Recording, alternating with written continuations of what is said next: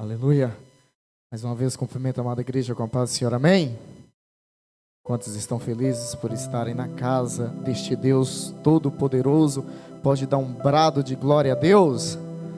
Aleluias. Hoje é culto de ensino, mas a presença do Espírito Santo, ela se faz real neste lugar, porque nós aprendemos que nosso Senhor Jesus Cristo, Ele ensinava e fazia milagres, maravilhas, mas primeiramente Ele ensinava, e nessa noite estamos aqui ao pé de Cristo, nos pés de Cristo, para aprender mais da Tua gloriosa palavra. Vamos ver que o livro de Atos começa mencionando que Jesus ensinava e fazia e ensinava. De repente chegamos em Atos número 2 e nós vemos ali a descida do Espírito Santo. Então temos que entender que este momento é um momento muito importante. Para recebermos a plenitude do Espírito Santo de Deus, temos que sentar para aprender, para sermos aptos a levantar, para ensinar e levar a palavra do nosso Senhor Jesus Cristo. Hoje, como já foi mencionado, vamos estar na lição número 8, que é a sobriedade na obra de Deus. A sobriedade na obra de Deus. Sobriedade, e que é a condição de não ter níveis nem efeitos nenhum do álcool, da droga, de qualquer coisas feitas por mãos humanas, que vai tirar a tua consciência, que vai te deixar um estado que não é um estado do Espírito Santo de Deus. Então nós vamos ver que uma pessoa sóbria na obra do Senhor é uma pessoa com temperamento, uma pessoa moderada, uma pessoa com qualidades e frutos do Espírito Santo do nosso Senhor Jesus Cristo. Já tivemos aqui a nossa leitura em classe, que foi em Levítico 10 e também em 1 Timóteo 3, Levítico 10, que diz: e falou ao Senhor Arão, dizendo: vinho ou bebida forte, tu e teus filhos contigo não bebereis, quando entrares na tenda da congregação, para que não morrais. Estatuto perpétuo será isto entre as vossas gerações, para fazer diferença entre os santos e profanos, entre o imundo e o limpo, e para ensinar os filhos de Israel todos os estatutos que o Senhor lhes tem falado pela mão de Moisés. E lá em 1 Timóteo 3 diz: e esta é uma palavra fiel, se alguém desejar o episcopato, excelente obra deseja. Convém, pois, que o bispo seja irrepreensível, marido de uma mulher, vigilante, sóbrio, honesto, hospitaleiro, apto a ensinar, não dado ao vinho, não espancador, não cobiçoso de torpe ganância, mas moderado, não contencioso, não avarento.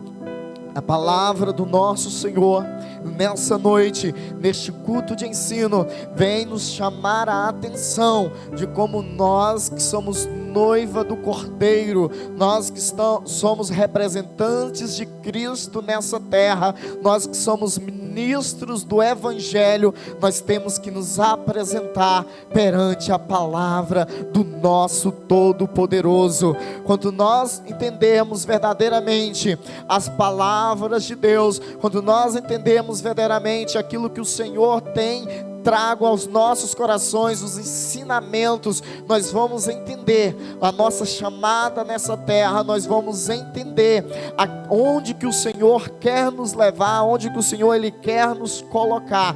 Mas para isso, meus amados, temos que nos apresentar verdadeiramente, como está dito na palavra do nosso Senhor. Como nós temos sido ministro do Evangelho, quais têm sido as nossas atitudes quando nós não estamos perante essas quatro paredes, quando nós não estamos perante a este altar, porque a palavra de Deus fala que nós temos que ser a todo tempo irrepreensíveis.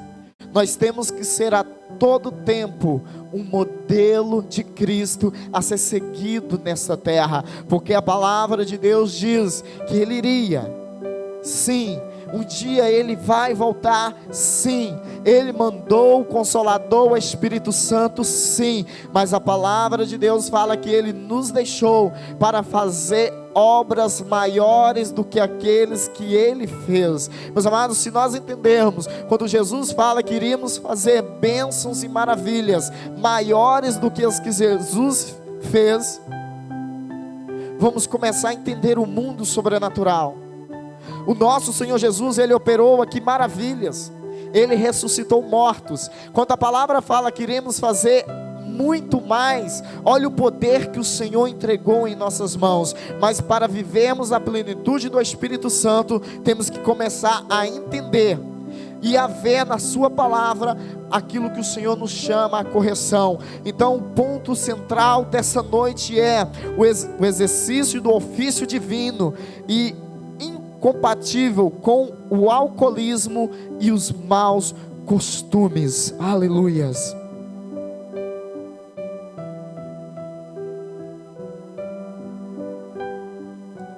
Vamos ver que nas escrituras sagradas, o vinho juntamente com o pão, juntamente com o azeite, é visto como uma bênção de Deus.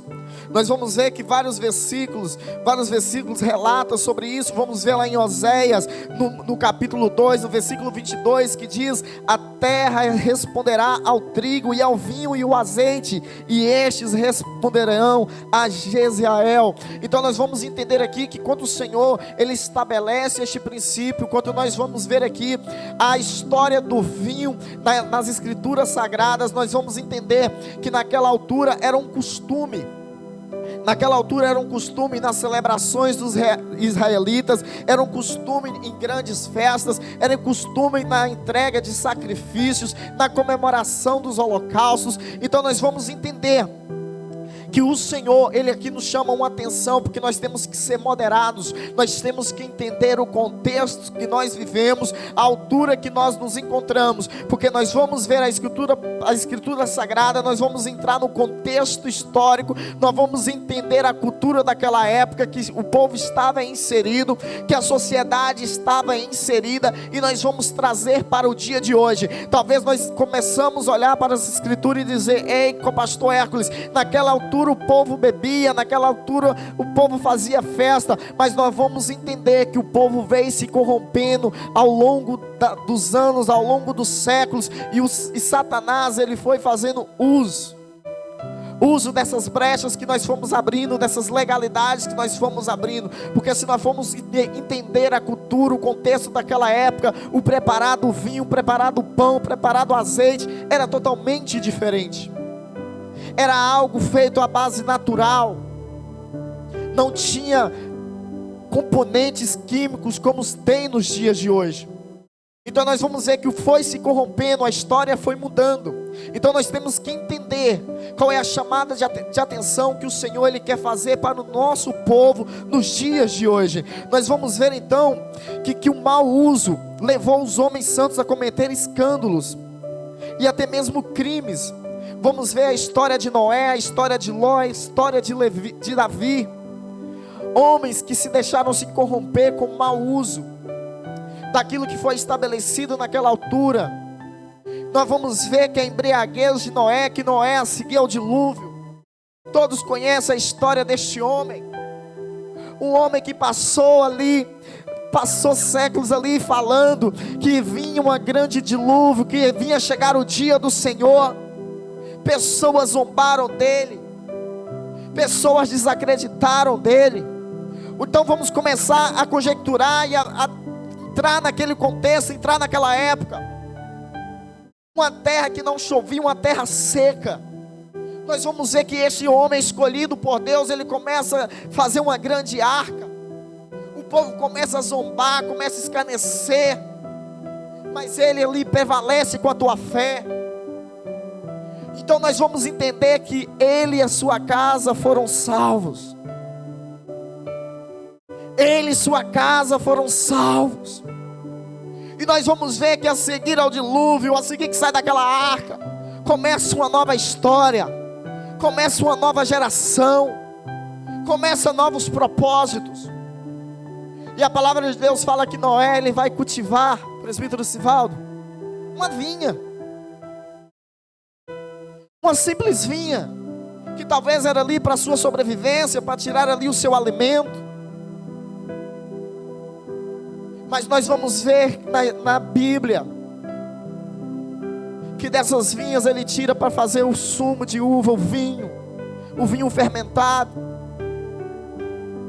Um homem santo, um homem escolhido. Mas nós vamos entender que ele aqui, ele abre uma brecha, ele abre uma legalidade.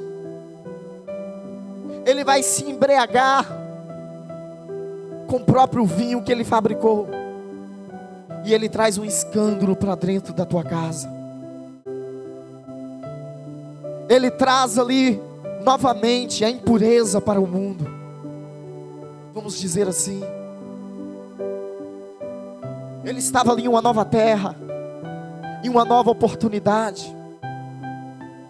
O homem que pregou a salvação, o homem que pregou sobre o dilúvio, o homem que teve fé em construir uma arca,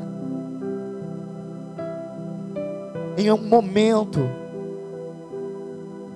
de desleixo, um momento de deslize, ele deixa o pecado entrar no teu lar. Ele perde a tua moral. Ele perde o respeito perante a tua família. Mas com o pastor Hércules, eu não sou dado ao vinho. Mas a palavra de Deus fala que nós temos que ser sóbrios na obra de Deus. O tema hoje bate no vinho, mas eu não sei o que tem sido vinho na tua vida. Eu não sei qual é a brecha, qual é a legalidade que você tem abrido na tua casa, no teu lar, seja na escola, seja no teu trabalho. O que é que tem exposto a tua nudez? Mas que nudez é essa? Que a nudez de Noé foi a nudez carnal. Muitas das vezes Satanás está expondo a nossa nudez, mas a nossa nudez espiritual, por legalidades que nós vamos abrindo ao longo da caminhada com Cristo, por acharmos que nós já conquistamos, que nós já galgamos degraus, e que nós já não somos mais atingidos pelas flechas do inimigo.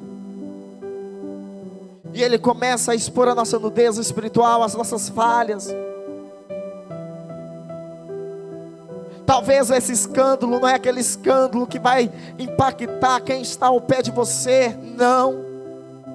O escândalo que Satanás ele tem exposto sobre as nossas vidas é o desânimo, é a falta de vontade, a falta de querer, de buscar mais de Deus. Então nós vamos ver aqui que Noé, após o dilúvio, ele voltou para o seu ofício de lavrador. Ele propôs-se a plantar uma vinha, e tendo preparado o seu vinho, bebeu e embriagou-se, e já fora de si, desnudou-se, expondo-se vergonhosamente em sua tenda. A intemperância do patriarca trouxe sérios problemas familiares. O álcool aqui foi capaz de destruir um homem. Eu não sei o porquê o Senhor ele tem falado tanto nessas lições, tocado em tantos pontos sérios. Ei, esta palavra é para mim, é para você, que nós somos ministros do Evangelho. Talvez pessoas estejam ouvindo na internet, talvez você esteja aqui ouvindo e pensando assim: ei, isso é bobeira, isso é besteira. Talvez muitas pessoas pensem assim: é apenas um gole só. Mas toda vez que nós pegarmos em um copinho e pensarmos assim: ei, apenas um copinho não faz diferença, comece a perguntar ao Espírito Santo se Ele tem agradado nas nossas atitudes, para que não viemos cometer o mesmo erro que este homem cometeu. Vamos ver também a história das filhas de Ló. Vamos ver Ló. A palavra de Deus fala que as filhas de Ló, depois de estar embriagado, uma das suas filhas deita-se com ele. Deita, se levanta, e Ló não se dá por isso. A palavra de Deus fala que no dia seguinte, a irmã uma chega para a outra e fala: olha, ontem meu pai embriagou-se, eu deitei com ele, hoje é o teu dia. E a história volta a se repetir. E nós vamos ver que através deste pecado, sai aqui duas nações. Olha o erro, olha o pecado quando nós abrimos uma legalidade. Que a palavra fala que, dizendo-se preocupadas com a decadência do pai, as filhas de Ló embriagaram em duas ocasiões. Lá vamos ver em Gênesis 19, 30, 31, 32. Em seguida tiveram relações com seu próprio pai, gerando dois povos ímpios, que se entregam ao vinho sejam sujeitos. Quem se entrega ao vinho fica sujeito a essas coisas. Quem se entrega ao desejo da carne esquece de Cristo, esquece dos frutos do Espírito. Nós vamos ver que um servo de Deus, um servo de Cristo, ele não se pode deixar entrar nessas situações. Porque nós vamos ver que a palavra de Deus fala: vigiai e orai. Vigiai e orai.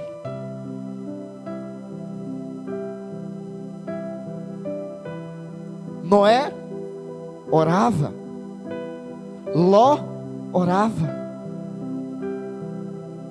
Mas a palavra de Deus diz que temos que vigiar e orar. Orar e vigiar.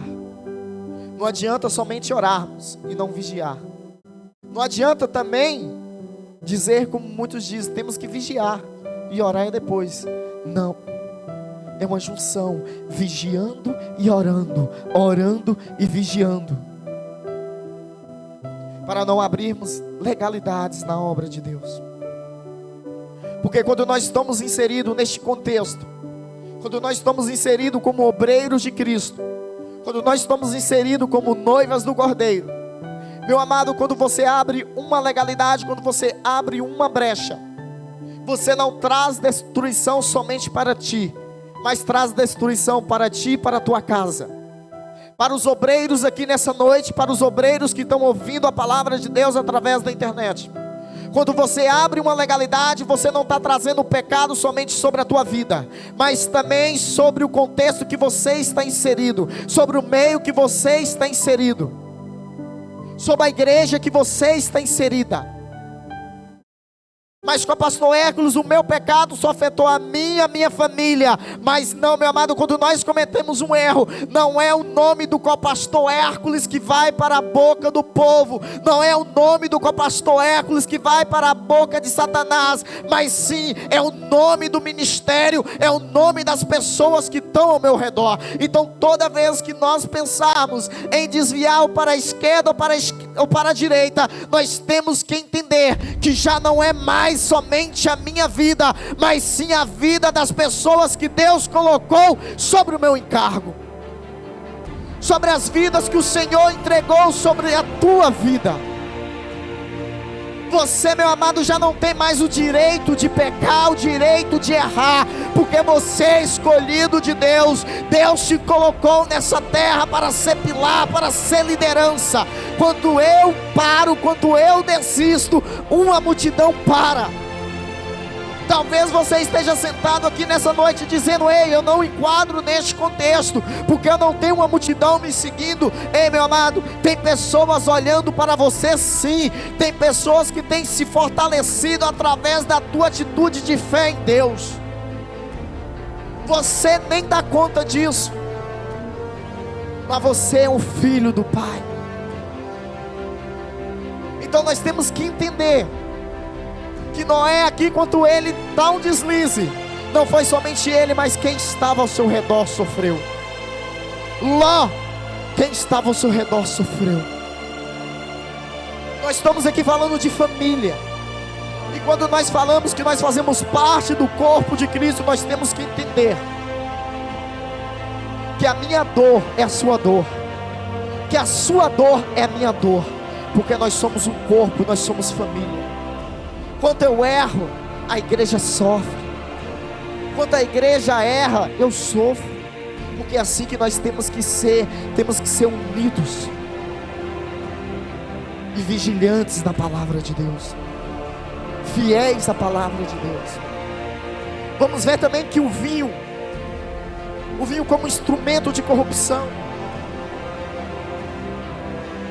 Nós vamos ver aqui como Satanás ele usa. Todos nós conhecemos a história de Davi. O rei Davi, um homem segundo o coração de Deus. Davi, quando estava lá no seu palácio, olhando pelas lindas janelas, ela vista ali uma linda mulher tomando banho, Batseba. Todo mundo conhece o contexto, a história. Davi manda chamar aquela linda mulher. Davi então começa ali agora a adulterar. Essa mulher começa a ser adúltera. Ele começa a ter relações sexuais com a mulher do seu amigo, com a mulher do seu amigo Urias. Urias, que estava no campo de batalha, o homem que estava guerreando, estava defendendo o seu rei, estava defendendo o seu povo. A história fala que Davi se deita com esta mulher, e esta mulher fica grávida. Nós vamos ver que perante a este erro, perante este pecado, o homem segundo o coração de Deus, em vez de correr para os pés de Cristo e confessar o teu erro, confessar o teu pecado, ele procura o que? Encobri-lo. Então nós vamos ver como Satanás usa aqui, entra no contexto, o álcool entra no contexto do vinho. Chegando Urias no campo de batalha, convida Davi. Urias, ele ali começa a arquitetar um plano macabro, que era embriagar. Ele orienta Batseba, embriagar o teu esposo, para que este homem embriagado, ele mantenha relações sexuais com a tua esposa. E se esse ato venha se consumar, aquele filho que era filho do adultério, seria agora filho de Urias.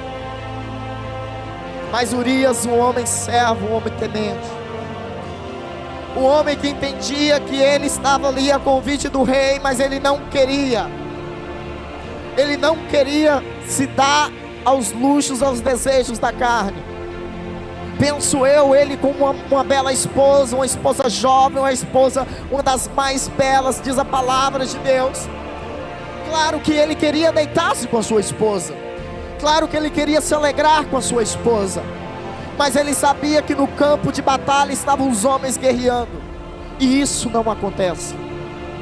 Vamos ver que Davi aqui, ele tenta através do vinho, através do álcool, encobrir o teu erro, encobrir o teu pecado, mas isso não acontece. E nós já sabemos o contexto, e nós já conhecemos a história. Então nós vamos ver que para encobrir o seu adultério com Batseba, o rei convidou Urias, que estava à frente de batalha, embriagou-se, introduziu a deitar-se com a sua esposa adúltera já grávida. O seu plano, se houvesse dado certo, aquela criança ficaria na conta de Urias, o heteu. Ao ponto que chega um homem fora da orientação do Espírito Santo. O rei de Israel usou o vinho para corromper um dos seus heróis mais notáveis. Aqui nós aprendemos que as nossas atitudes, as nossas escolhas têm que ser conduzidas pelo Espírito Santo, não por momentos de fraqueza, não por momentos. Muitas pessoas hoje no século 21 se agarram aos vícios para fugir de traumas, para fugir de dores, ou com medo de se confessar, ou com medo de se arrepender. E Satanás, ele começa a trabalhar, ele começa a colocar frieza espiritual, e você chega a um ponto que você já não tem mais força para congregar, chega a um ponto que já não temos mais força para buscar, para orar, chega ao ponto que nós já não temos o brilho de Deus em nossa vida. Então nós temos que entender que o nosso padrão de comportamento tem que ser dirigido pelo Espírito Santo. Que o nosso comportamento não tem que ser dirigido sim por bebidas fortes, por bebidas alcoólicas, ou pelo tabaco, ou pela droga, seja qual for o vício. Nós temos que ser apenas, vamos dizer assim, viciados em buscar a presença de Deus. O que é um vício? Quando é um vício, é quando uma pessoa já não consegue mais viver sem algo. Quando a sua carne já não consegue mais suportar a falta de algo. Vamos começar a alimentar mais o Espírito. Todos nós temos um leão dentro de nós, mas também temos a serpente. É a famosa guerra da carne contra o Espírito. Vai sobressair aquele que nós temos mais alimentado. Se você tem entrado num culto como este desanimado, eu sinto muito dizer, você tem se alimentado mais a sua carne. Porque quando nós começamos a alimentar o Espírito, nós vamos buscar a direção do Espírito, e o Espírito vai nos conduzir perante a glória do nosso Deus. Vamos ver também que o vinho, ele era usado no ofício divino. Lá no Antigo Testamento, em sua oferta de manjares ao Senhor, os israelitas faziam-lhe também a liberação de um 4 de 1. Nessa oferenda o adorador oferecia tudo quanto existia perante ao Senhor. Em razão disso deveria usar de forma santa e responsável tudo quanto deixou-nos. Quanto aos ministros do altar, era severamente advertido sobre o uso do vinho. Nós vamos ler lá em Levíticos 10, do 8 ao 11. Essa passagem deve ser aplicada hoje, nos dias de hoje, que diz que nós não devemos ser dados ao vinho, não devemos ser dados a bebidas fortes, porque o álcool pode nos levar à ruína, o vício pode nos levar à ruína. Tudo aquilo que nos afasta da face de Deus vai nos levar à ruína. A idolatria vai nos levar à ruína. Então nós vamos ver também que o Senhor no Novo Testamento, nós vamos ver que o primeiro milagre que Jesus faz ali é transformar água em vinho. E também ao instituir a Santa Ceia, Ele faz o uso deste mesmo produto para simbolizar o teu sangue redentor. Desde então nós vemos usando essa simbologia. Hoje nós usamos o sumo de uva, não mais o vinho, no nosso ministério, para não abrirmos essa legalidade, esse precedente. Porque nós estudamos na lição anterior a história de 2 homens que entraram no lugar santo, e ali o Senhor fulmina os 2. Porque nós vamos ver a história, porque eles entraram ali sob o efeito do álcool. Eles não entraram ali sóbrios. Como que nós temos entrado na presença de Deus? Como que nós temos nos apresentado na presença de Deus? E o Senhor também Ele vai fazer advertência sobre o uso. Vamos ver que Nadab e Abiú, tendo entrado no lugar santo, no tabernáculo, sob o efeito do álcool, e sem qualquer temor e reverência a Deus, apresentando fogo ao estranho no altar divino. Logo após a morte de ambos, o Senhor faz ser advertenciarão. Vinho ou bebida forte, tu e teus filhos contigo não bebereis, quando entrares na tenda da consagração, para que não morrais. Nos dias de hoje, quantos ministérios, quantos nós temos vindo falando que a palavra de Deus é: vinde a mim como estás e permaneça como estás. Nós temos relatos aí de hoje em dia, não cultos, mas sim shows gospel, de pastores sobem no altar sobre o efeito de álcool, sobre o efeito de drogas, porque tem distorcido a palavra de Deus, falando que olha, o Senhor deseja e conhece, só quer o teu coração.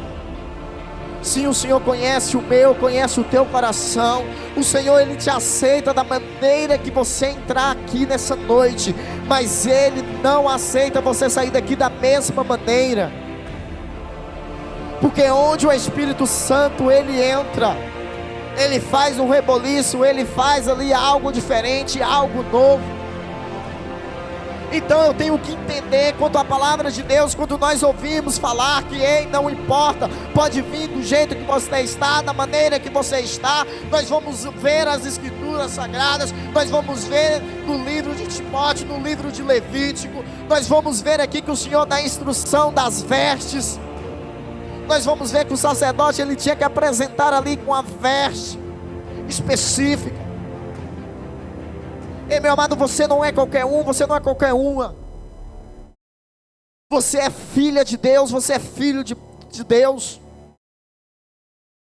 Deus não te chamou nessa terra para você andar como um mendigo. Isso não é desfazendo do mendigo, porque ele está naquela situação, foi porque alguém o colocou, foi por algum propósito de Deus. Quando nós entendemos isso, é que o Senhor ele tem algo para mim e para a sua vida. Quando nós olhamos para a palavra de Deus, fala que a palavra de Deus fala que o seu filho não mendigará o pão. Quando a palavra de Deus fala que nós iremos comer o melhor dessa terra, nós temos que entender, se nós não estamos vivendo a palavra dele, é porque temos abrido brechas, temos abrido a legalidade. Mas com o pastor Erlos, eu sou um crente fiel, eu venho em todos os cultos, eu estou no culto de ensino, eu estou no culto de intercessão, eu estou na escola bíblica, eu estou na oração, eu estou no culto de celebração, eu sou dizimista, eu sou ofertante fiel. Ei, meu amado, você pode ser tudo isso, mas se você quebrar um princípio da Bíblia, você já está pecando. Basta você quebrar um princípio. Nós temos falado muito nos últimos tempos que o reino de Satanás muitas das vezes é mais organizado do que nós. Mas como? Nós fazemos de qualquer jeito, de qualquer maneira. Ah, mas se eu subir lá em cima, o Espírito Santo vai descer fogo e poder. Ei, o Espírito Santo ele pode fazer, porque pode ter uma alma necessitando, uma alma precisando. Mas quando nós vamos para os grandes concertos lá no mundo, aquelas bandas elas preparam horas e horas e horas e horas e horas para dar o seu melhor. Quando você chega em um restaurante 5 estrelas, que você vê aqueles pratos bonitos, o cozinheiro ele teve ali dedicando vida, ele teve ali dedicando anos. Quando você vê um levita louvando e o Espírito Santo batizando, ele teve horas ali orando e buscando a Deus. Então nós temos que ser organizados na casa do Senhor. O que é que nós temos colocado em nossas bocas? Hoje nós temos colocado a nossa mão.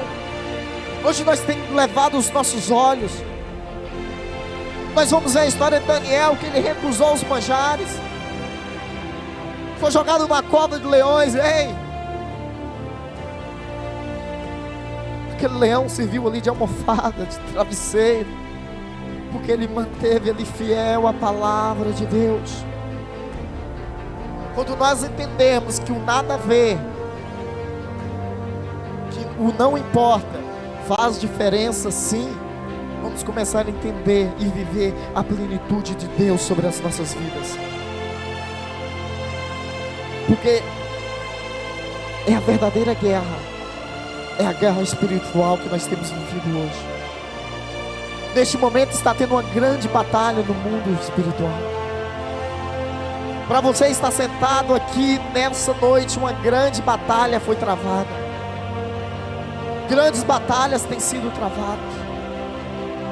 Quando nós queremos que clamamos a Deus por grande avivamento espiritual sobre a nação portuguesa, sobre o continente europeu, nós temos que viver esta palavra, eliminar tudo aquilo que tem nos afastado da presença do Pai. Quando nós clamamos o grande Pentecostes, nós temos que analisar: Pai, por que o Senhor não está batizando? Por que o Senhor não está fazendo? Por que eu já não choro mais como antes? Qual tem sido a legalidade? Hoje o tema é sobre o vinho, mas eu não sei qual tem sido a legalidade na tua vida. Eu não sei o que tem tirado a presença de Deus sobre a tua vida. Porque o Senhor, Ele nos convida a viver a sua plenitude. Nós vamos ver que o Senhor, Ele recomenda aos ministros. O candidato ao santo ministério na igreja primitiva não podia ser um homem escravizado pelo vinho. Não podia confiar o rebanho do Senhor Jesus Cristo a alguém dominado pela embriaguez. Quem governava tinha que obedecer das bebidas alcoólicas. Quando nós entendemos que nós somos chamados de Deus, nós temos que ser separados, nós temos que ser santos. E quanto à igreja, o Senhor recomenda que os prejuízos decorrentes ao vinho não se limitam aos ministros dos evangelhos. Ela diz respeito também a toda a igreja. Portanto, todo verdadeiro cristão, afastando-se do vinho, busque a plenitude do Espírito Santo. A embriaguez é apenas um adorno cultural. Algo sério tem ocasionado graves transtornos na igreja de Cristo. Os ministros usados pelo Espírito Santo no dia de Pentecostes, a palavra de Deus fala que no dia do Pentecostes, quando desce ali o Espírito Santo, pessoas começam a pensar que eles estavam embriagados, bêbados, dados ao álcool, dados ao vinho. Mas depois ali da pregação fervorosa de Pedro, tomado pelo Espírito Santo, o povo viu que aquilo não era efeito natural, efeito carnal, mas eram embriagados, mas do Espírito Santo de Deus, cheios do Espírito Santo de Deus. Nós temos que entender que o Senhor, Ele nos convida nessa noite a largarmos os prazeres, as coisas deste mundo, e buscarmos sim a plenitude do Espírito Santo. Quando a plenitude do Espírito Santo, Ele te enche, Ele te preenche, Ele transborda a sua vida. Nós não precisamos mais nos contaminar com os manjares dessa terra, com os desejos dessa terra. Porque nós temos visto, eu falo no meu contexto que eu estou inserido, no ambiente que eu estou inserido no meu trabalho, pessoa usa do álcool, usa das coisas tópicas deste mundo para viver pequenos prazeres, momentos de alegria, falsos momentos de alegria. Outra hora, quando eu estava no mundo, tomado pelo álcool, passava a noite embriagado, pulava, cantava, dançava, no final ainda queria brigar, porque o álcool nos deixa assim, alegres, soltos, cheios de coragem. Mas no outro dia, quando acordava cansado, triste, arrebentado, sem falar da área financeira. Mas quando nós viemos para a casa de Deus, que nós buscamos a plenitude do Espírito Santo, o Senhor, Ele nos enche e nos transborda, dia após dia, dia após dia, e as nossas forças se renovam na presença de Deus. Por isso o Senhor nos convida a nos encher do Espírito Santo. O Senhor, Ele nos convida a fazer uma análise sobre a minha, sobre a tua vida, sobre aquilo que tem nos afastado, sobre aquilo que tem afastado o Espírito Santo da nossa vida. O Espírito Santo, Ele se encontra presente aqui nessa noite. O Espírito Santo, todo culto, Ele é o primeiro a chegar, o último a sair. Talvez pessoas peçam a Deus, começam a clamar ao Senhor: Pai, eu quero sentir o Espírito Santo. Eu sei que o Espírito Santo está na casa, mas para que o Espírito Santo ele venha manifestar o teu poder, a tua glória, nós temos que abrir a nossa boca e despojarmos de tudo. Nós temos que nos esvaziar de nós mesmos, para que o Senhor ele venha nos encher. E o Senhor nessa noite ele nos convida a esvaziarmos de tudo e enchermos do teu Espírito Santo. Eu te convido a você colocar sobre os teus pés neste momento.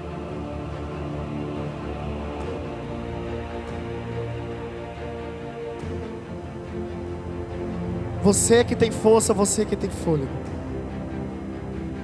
Neste momento eu convido a todos, se o Senhor ele te deu saúde, se o Senhor ele te deu força, faça algo hoje para o Senhor. Faça algo hoje para o Espírito Santo.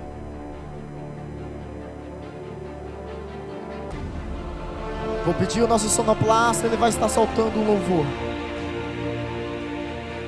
E antes de passar para o nosso pastor, eu te convido a você fazer uma reflexão. Eu te convido a você agora a conversar com o Espírito Santo. Eu te convido agora a você apresentar para o Espírito Santo tudo aquilo que talvez não esteja deixando você viver a plenitude do Espírito. A plenitude do Espírito é quando você sente o Senhor te tocando, o Senhor falando ao teu coração, e você sente toda a angústia, toda a amargura saindo. Preciso transformar pedras em pães para provar que no deserto tu estás. Senhor, nessa noite eu te peço, ó Espírito Santo, para que o Senhor venha agora, Pai, sondando os corações da tua noiva. Pai querido, nós sabemos que nós estamos aqui num culto de ensino, ó Pai. Pai querido, mas nós não queremos, ó Pai, mais, ó meu Deus, perder a tua essência, perder a tua presença, Pai. Pai, nos ensina, Pai, nessa noite, ó Pai, buscar a tua face, Senhor. Pai, nos ensina nessa noite, ó Pai, buscar a plenitude do teu Espírito.